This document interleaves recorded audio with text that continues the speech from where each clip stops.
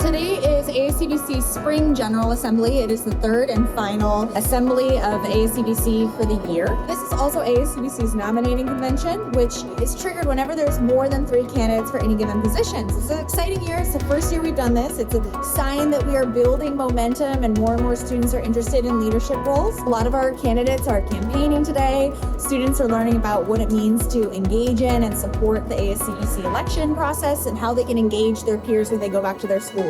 Well, the first step is really just showing up, really looking for the other folks in the school who are a part of SGA or ASCBC and being a part of the event. You don't always have to have a leadership title to be a part of these organizations. You can join a committee, you can join an event, you can just share your ideas. That's really the first step. It's just being there and showing up.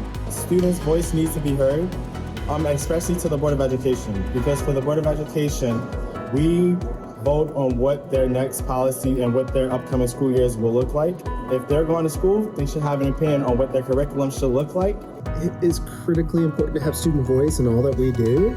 Our young people have numerous opportunities, they face new challenges, and for us to understand how to better serve our children and students, we need more student perspectives. I live by the slogan that I live the mission. I have my own nonprofit called the Giving Back Club, and I go and do initiatives to the different schools, and I do a bunch of stuff because I want to get opinions from students. I want to, live in their shoes. I'm friendly and I'm always willing to talk. I also have leadership roles. For example, I'm part of the CEO Student Cabinet.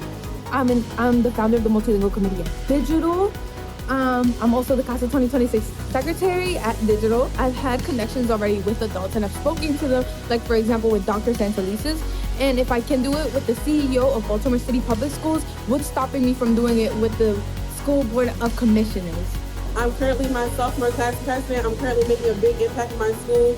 I'm carrying a 4.5 GPA, so I'm ready. So let me be your voice. There's an opportunity to help shape the way in which our young people have experiences and touch points with city schools.